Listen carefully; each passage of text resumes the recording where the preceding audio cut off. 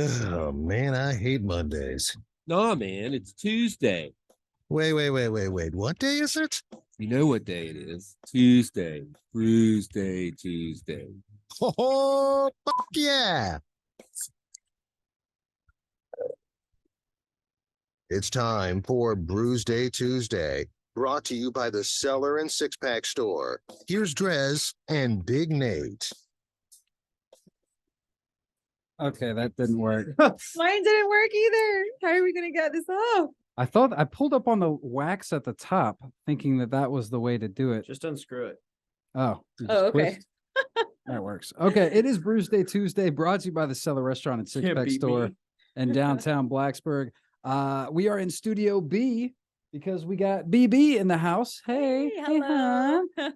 So because we are doing our Scotch show, as I alluded to and teased last week, we did go to Scotland for a couple weeks and managed to find enough room in the suitcase to bring back some Scotch to taste. It smells so good. And in fact, I guess we should give credit where credit's due.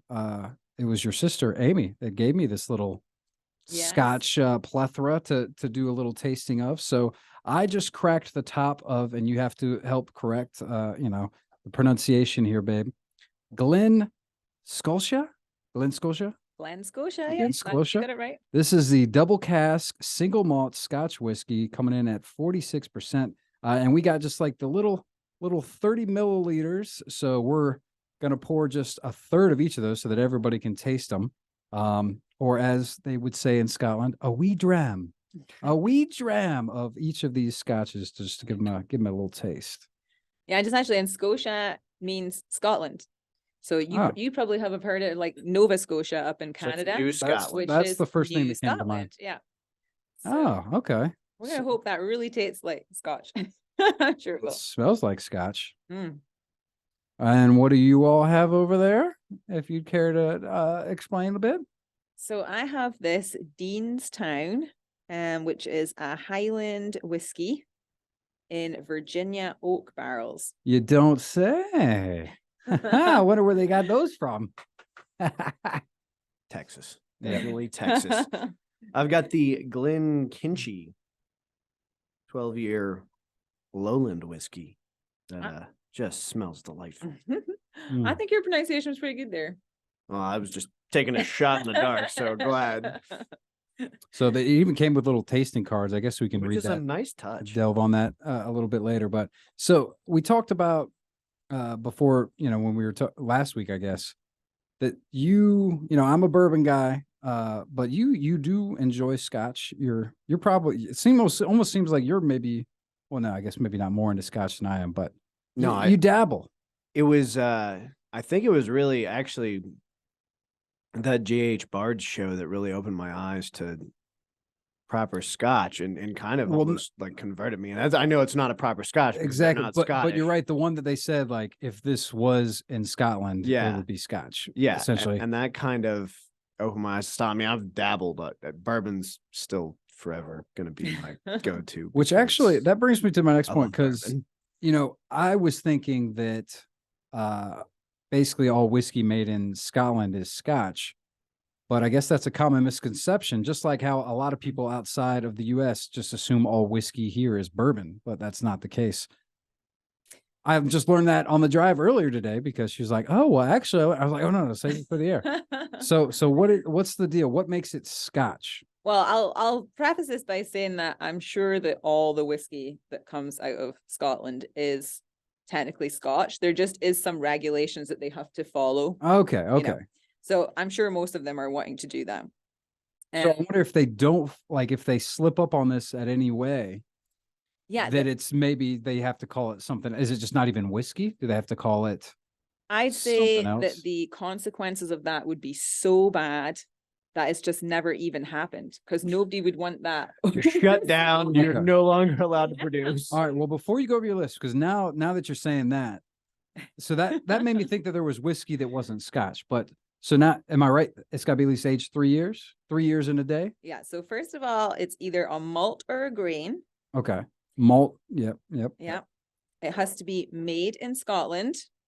which makes sense. It has to be aged in oak barrels Mhm. for a minimum of 3 years.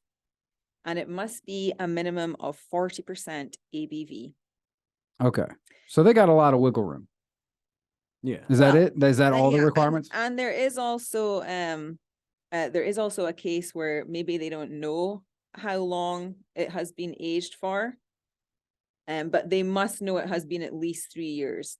And then there's, because you see on whiskey bottles like the ages of things. Yeah, of course. Yeah. So in that case, there's like a special, we don't know the age, but it is at least over 3 years. Because like what they find the barrel and like, okay, you found it, but now you got to at least wait another 3 years to make sure it's at least 3. We hope they're doing that. So I do remember That would be like you err on the side of caution. but that just made me wonder. So what happens if they bust it out after just 2 years? They just legally can't do that? Yeah. Or If they get caught selling it as whiskey when it's not actually whiskey, they would be in big trouble. Yeah. but to me, that's still whiskey. It's just not as aged, so it's probably just not gonna be as good. But I guess Scotland's trying to hold like a, a Higher high standard, level yeah. They've of got standard. standards. Yeah, That's so- good. I do like that. They throw you out, send you to New Zealand, call it a day. So I imagine there must be some whiskey tasters and regulators that are going around to each, distillery, What and a just gig. checking that things are being done properly. That's not a bad- That's gonna be a good. Yeah, I'd take that gig. Moves down the street from a distillery and damn it, he's here for another random spot check. He's here every week. That's so strange. So I know we I mean, I do want to try all these whiskeys, and I don't know how long we're gonna go. If we could do them between the break like we usually do, play a song. I think last time you were here and we did the Scotch, it was the Pretenders. I don't know if we're gonna go that route again or not, but we did want to talk a little bit about the trip, which the big thing that we had planned was we went to Airth Castle, excuse me, AIRTH. Yeah, Airth Right? Castle. Yeah. In Scotland for New Year's. So that was pretty cool. It was a big event. It was meant to be a ceilidh, which I guess there was a little bit of ceilidh in there, which is just a traditional Scottish dance and all this stuff. But they had a live band, they had a DJ, they had live performers, pipers, bagpipes and stuff, whole big thing. Like it was a pretty good time. Yeah. And your friends came out and it was fun. I'm a sucker for, I know that like this is, I latch onto the one thing. I'm a sucker for bagpipes. Like I'm sure you remember or have been to one since the Radford commencement ceremony and the bagpipes. Always my favorite part. I mean, it was the only part I really liked other than, I'm done with being at school now and go get a real job. I'm happy to hear that because a lot of people hate the sound of bagpipes. I love it. I too. I love bagpipes, and there's even a few rock songs. Every now and then you get some bagpipes. I know Jonathan Davis plays the bagpipes. In fact, he does so at concerts as well, which is I always like bagpipes. I mean, I guess I can kind of understand. Maybe it's because generally, if you're listening to it, it's somebody that knows what they're doing. I'm sure Yeah. it would be. That's probably one of Nobody the casually instruments. picks it up. That's one of those instruments, if your youngster wants to get into it, that's got to be a rough start until they get good You're at not- bagpipes. You're not going to hear a guy at a party playing Wonderwall on the bagpipes. Yeah. There is a level of dedication, I would imagine.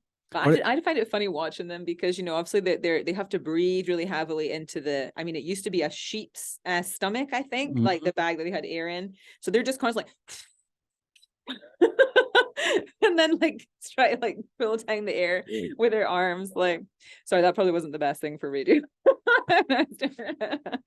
But It's bagpipe funny dance. to watch, but there is definitely a drone that is continuous throughout on top of or underneath the music, which I think maybe stresses some people out. Okay, so I want to keep talking, but I've already gone through my Scotch. At least I don't know about you all. It's delicious, but I'm gonna read the drink notes for my Glen Scotia, which it says that the nose, which I guess I can read it. Vibrant fruit emerges first. This is all BS. So maybe I won't look at the card, but I thought it was quite tasty. The nose, I don't get the fruit and stuff. I can really smell the oak, which makes sense. And I know that unlike bourbon barrels, ours has to be brand new when you're making bourbon.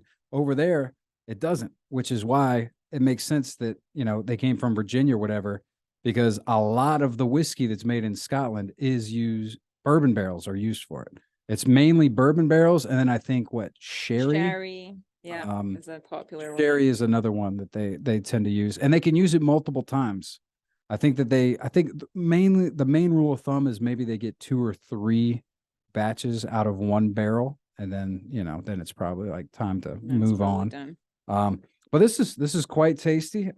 Definitely. I know you were talking before when we were dishing out who's drinking what. You were asking like, oh, maybe you got the peaty one. This one is definitely not peaty, which I know is that a regional thing? I know you took some notes. Is your one from Campbelltown? Campbelltown. Yes. Okay, so I'm gonna hold up this. So there is basically you got a little map there. So if you're watching on the Facebook Live or the YouTube, you can see this came with, it's a region tasting. So there's a little bit of all over from Scotland, I guess, these whiskeys. So traditionally there was just 4 regions, which is the Highlands, which is this big yellow area, like the north of Scotland that goes up into the mountains. And then you have the Lowlands, which is the southern part of Scotland, this orange bit here. Both huge areas. Yeah, that seems like the vast majority. If you knock those 2 out, then that's it. That's most of Scotland. Exactly. Then you have Campbelltown, which is this tiny little purple like peninsula. Oh, that's where I have, if I'm not mistaken. Yeah, that's the way to say. That might be. I'm Lord of Campbelltown. That is one thing that happened over there. BB got me a plot of land. It's like what is it? 10 square feet, something like that down there, which makes me a landowner in Glencoe, and therefore a lord. Thanks for doing that, because he keeps making us refer to him as Lord DreZ. Meetings have been awkward. It hasn't gotten old yet. Nor will it ever. Yeah, I'm just waiting for him to try and change his passport. And so that's what. Is that why you a lady? Is that why you gave me the Glen Scotia? Because you knew that this is from my, I'm Lord of this whiskey. Offering to the Lord. Yes. So actually, yeah, and then sorry, back to so the other one of the 4 was Islay, the Isle of Islay, which is like an island just off the west coast down here. That. And then there was another area, this pink area here, that actually is recognized as the latest region in Scotland for whiskey production. And that's the Speyside region. So they used to lump that in with the Highlands, I guess? They used to lump it in the Highlands, but then I guess they realized that the water was so good there, because water is just essential to the kind of taste and the character of a whiskey. And I think, oh my goodness, I think there's now like 50 distilleries there, which is amazing, because I think there's like less than 200 in the whole of Scotland. Really? So in this tiny area, there's that many now. It's blowing up. It's blown up, so they've recognized it as their own. Well, would one of these from the kit come from there then? Which one is that? Yes, that's my next one. Oh, okay. I'm going to talk about. Save that. Well, I'm looking forward to that one. She gets the good stuff. But it's interesting because Campbelltown. So you mentioned that you didn't think it was PE. A lot of people, or or their kind of characteristics from there would say that it's kind of a peatier whiskey. Really? Just like the islands. And when you say peaty, it's because there are these huge like peat bogs, which is what the water kind of runs through before it gets to the distilleries. And that gives it a kind of smokier taste. Well, see, maybe I gave my notes and stuff after I had already finished drinking it a while ago. So maybe it's better to comment on this when you're actually tasting it. But I guess that means maybe I just need another splash, don't I? Well, be that it's not as well, although saying that now that they were saying in Campbelltown, there used to be 30 distilleries down there, which is why this small area got its own like region. But that's actually dwindled down to 3 distilleries now. So maybe the water is not quite as peaty as it used to be. They took all the I mean, I guess maybe a little bit now that I'm but no, not I've had much peatier whiskeys. Much smokier, yeah. Well, you would definitely expect that from the Islay whiskeys, which is Nate's next one. So next one. So what are you drinking right now? Where's it's it from? Glenkinchie from the Lowland region. The Lowland, which is that where is well, I guess is Aberdeen in Lowland or Highland? Aberdeen's in the Highlands. And the Highlands, okay. Yeah, so. Lowlands is where my family live in Glasgow, where Edinburgh is, that kind of area. So peaty, I would have. I'm glad you gave that explanation because I never would have known like when to appropriately use that word. But I would describe it as peaty, kind of after the fact. This is absolutely delicious. It's to me, I'll compare it to the other thing I know that I drink is a wine, and there's kind of got a lot of the sweetness and fruitiness of a Chardonnay or a Riesling, and it's very smooth.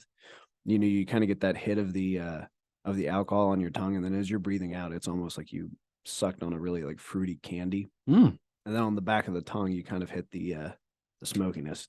Absolutely delicious. But I guess it's not necessarily on Untapped, but we can certainly rate these. By the way, getting back to the Glen Scotia, I will give it a 4.5. This is definitely smooth and easy drinking. I didn't reach for the water. We did bring out some water because a lot of times, you know, you might want to put a drop or two in there just to, you know, it totally changes the flavor. it opens. Fortunately, the, we're not bouquet. really using and drinking enough scotch to maybe warrant that, but very tasty, smooth. I give mine a 4.5. I mean, I don't have a comparison point yet. I'm willing to give it a 4.5, but that may change towards the end That's of the what I'm show. saying. You know, that's why you got to give a little wiggle room Yeah. because We'll there's give going to it- be some that are maybe better, some that are worse. We'll give it a so. 4.5. It's delicious. Mhm. I'm glad you liked it. And the Lowlands whiskey is known for being soft and smooth with floral notes, which I think is Okay. kind of how you described it. So I'm just easing you into the whiskey. All right. Well, what about yours? What are you drinking? Where's it from? And what do you think of it? So I had the Highlands, the Deanston, which is I said Virginia before. It's actually virgin oak barrels. So I guess that means that they have Brand new. never been used for anything but I should have went The with whiskey. Virginia oak barrels. I like that idea better. that would have hit the audience better. But I must say, like, I actually really enjoyed the smell of it. Like, it smelled really sweet. Like, I've got a massive sweet tooth, and yeah, the smell was amazing. And then even the taste, it was, yeah, really smooth. I enjoyed that. If you had to put it on a scale of 1 to 5 using 0.25 increments that you're used to using. I'm gonna give it a 4. 4. Okay. All right. Well, that's a good start, but I think it might be going up from here because the ones that I really wanted to try are coming up in the next round. So we'll take a quick break. You got to pick the tune. Do you have any Glass Vegas? Glass Vegas. Oh, is that wait a minute? It's banned from Glasgow. Well, in wait a minute. Scotland. But remember, we talked about it. I wanted to play that song that we heard Oh. when we were shopping. What was that? Oh, We're gonna do that. she's a belter. Yes. Yes. Okay. All right. All right. Well, maybe talk amongst yourselves. I got to find that one real quick and who plays it and who sings it. Do a little research. Well, But or what's the other one? Well, no, I think go with She's a Belter. That's definitely going to be Okay, give me one the second because better I did want to hit by. Okay. Well, I would like to teach Nate a proper Scottish cheers as well. Oh yes, Okay. please do. So our word for cheers is slàinte. Slàinte. Slàinte. I'm gonna That's like Slàinte. slàinte. And then you can also say, if you really like someone, you can say lang ne your lum riek. Long may Your lum Yalum riek. Reek. And that means I hope your chimney smokes forever. That's so pleasant and easier to say in English. All right, I like. I'll start dropping the English version into regular occurrences. But what is Scottish the language or is it Gaelic? Gaelic is Yeah, so very in olden days we spoke Gaelic. Now there's maybe a few islands that still teach that and talk that regularly. But Gaelic is definitely it's past. And there are a lot of dialects though, like regional dialects, especially in the fishing villages and stuff. I mean, I probably couldn't even understand half the stuff that they say.